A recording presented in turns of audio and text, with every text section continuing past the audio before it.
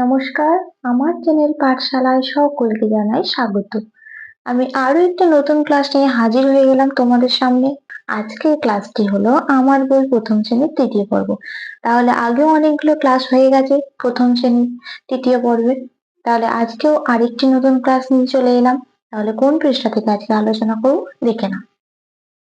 আজকে আলোচনা করব 316 নম্বর পৃষ্ঠা থেকে। 316 নম্বর পৃষ্ঠায় কি আছে? Let's put the days as they come in a week. মানে হলো একটা সপ্তাহে কোন বারের পর কোন বার আসে সেটা আমাদের এখানে সাজিয়ে লিখতে হবে। তাহলে আমরা আগেই পড়লাম যে কোন বারটা প্রথম আসে, তারপর দ্বিতীয় কোনটা, তৃতীয় কোনটা, এইভাবে পরপর আমরা 7টা লিখবো, কারণ আমাদের এক সপ্তাহে 7টা দিন আছে, তাই আমরা 7টা দিন লিখবো পরপর সাজিয়ে। দেখে নাও এখানে কি কি লেখা আছে। ফার্স্টে লেখা আছে Tuesday, Thursday, Wednesday, Sunday, Saturday, Friday and Monday. তাহলে এগুলো এইভাবে লেখা আছে, তাহলে আমরা এগুলো সাজিয়ে লিখবো। তাহলে প্রথমে কোনটা হবে? মানডে। তাহলে প্রথমে হবে মানডে মানে সোমবার। তাহলে এখানে লিখে নেব মানডে, MONDAY, মানডে। তারপরে কি হবে? টুইসডে, তাহলে টুইসডেটা লিখে নেব মঙ্গলবার, TUESDAY। তারপর কোনটা হবে? ওয়েডনেসডে, WEDNESDAY, ওয়েডনেসডে মানে বুধবার, সোম মঙ্গল বুধ। এরপর কোনটা হবে? বৃহস্পতিবার, থার্সডে। তাহলে এখানে লিখে নেব কি? থার্সডে, THURSDAY, থার্সডে মানে বৃহস্পতিবার। তারপর কি? শুক্রবার, ফ্রাইডে, FRIDAY, ফ্রাইডে। তারপর কি? স্যাটারডে মানে শনিবার, SATURDAY, স্যাটারডে। লাস্ট লিখবো সানডে মানে রবিবার, SUNDAY, সানডে। তাহলে কি কি হলো? Monday, Tuesday, Wednesday, Thursday, Friday, Saturday and Sunday. Thursday, Friday and Saturday আমরা এইভাবে করি, কিন্তু এখানে যখন লিখবো তখন লিখবো Monday, Tuesday, Wednesday, Thursday, Friday, Saturday and Sunday. আমরা এর আগের পৃষ্ঠাতেই এইভাবে করেছি, first Monday, Tuesday, Wednesday, Thursday, Friday, Saturday and Sunday. তাহলে তাই আমরা এখানে এইভাবে লিখবো। তাহলে এর পরের পৃষ্ঠায় কি আছে দেখে নাও। এর পরের পৃষ্ঠায় বলেছে, দেখো কথাগুলি এলোমেলো আছে, ঘটনা অনুসারে পরপর সাজিয়ে লেখো।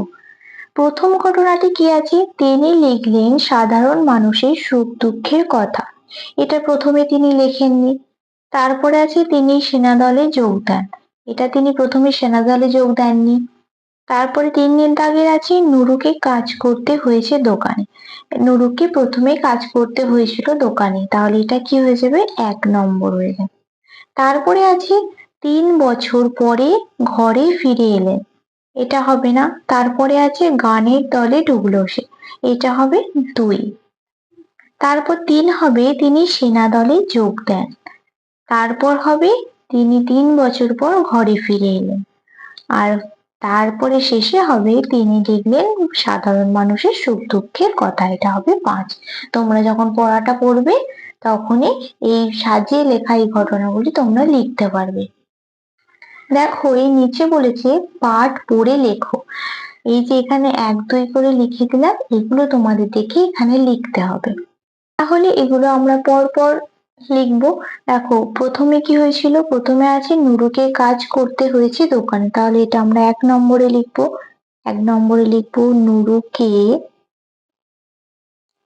কাজ করতে হয়েছে দোকানে, তাহলে এটা আমরা 1 নম্বরে লিখে দিলাম। এরপরে 2 এর কি হবে? গানের দলে ঢুকলো সে। গানের দলে ঢুকলো সে। তারপরে 3 নম্বরে কি হবে? তিনি সেনা দলে যোগ দেন। 3 দাগে লিখবো তিনি সেনা দলে যোগ দেন, তিনি লিখে নিলাম। এবার 4-এ কি লিখবো? 3 বছর পরে ঘরে ফিরে এলেন।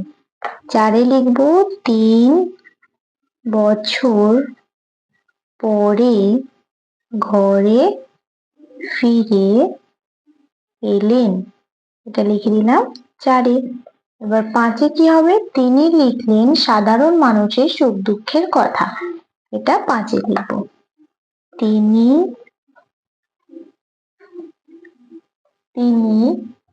লিখলেন সাধারণ মানুষের সুখ দুঃখের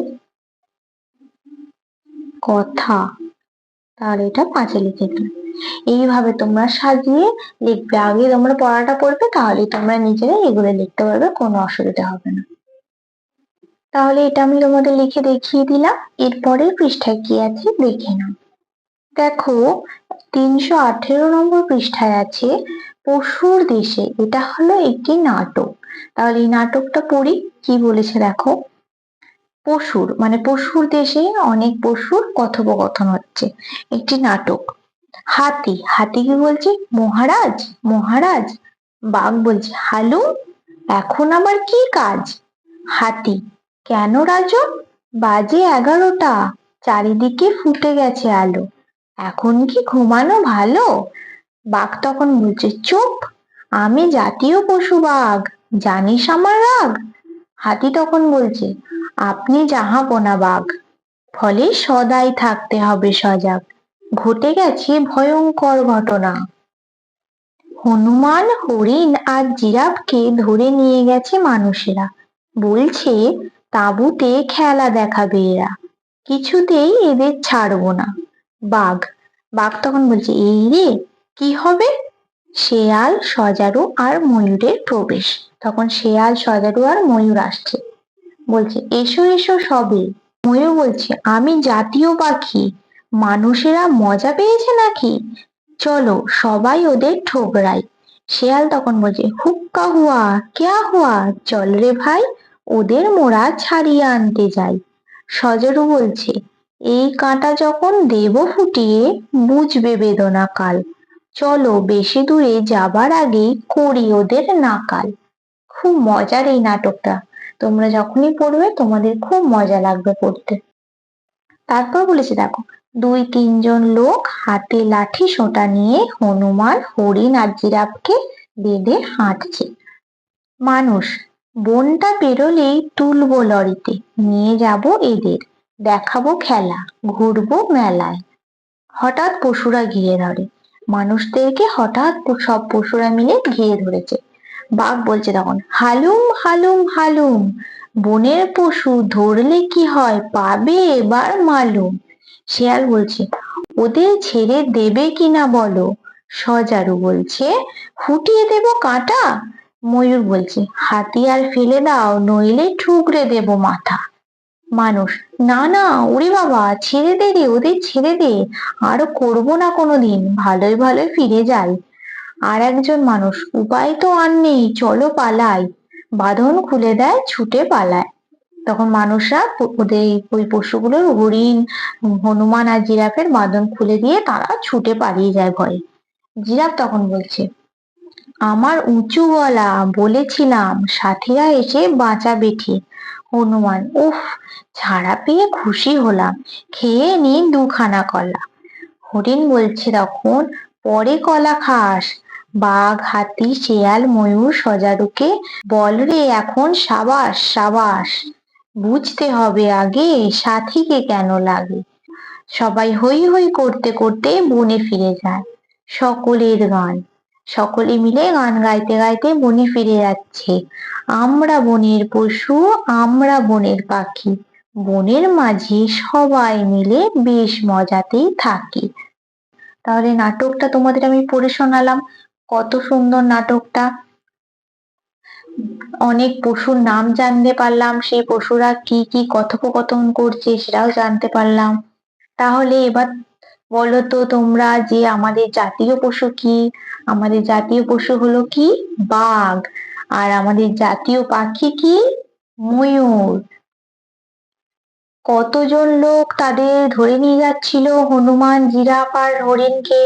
2-3 জন লোক হনুমান, হরিণ আর জিরাফকে বেঁধে নিয়ে যাচ্ছিল। এই যে এখানে লেখাই আছে প্রথমেই যে 2-3 জন লোক হাতে লাঠি সোঁটা নিয়ে হনুমান, হরিণ আর জিরাফকে বেঁধে নিয়ে হাঁটছিল। তাহলে কাকে কাকে ধরে নিয়ে যাচ্ছিল মানুষেরা? হনুমান, হরিণ আর জিরাফকে। তাদেরকে কারা বাঁচালো? তাদেরকে বাঁচিয়েছিল বাঘ, শেয়াল, সজারু, ময়ূর।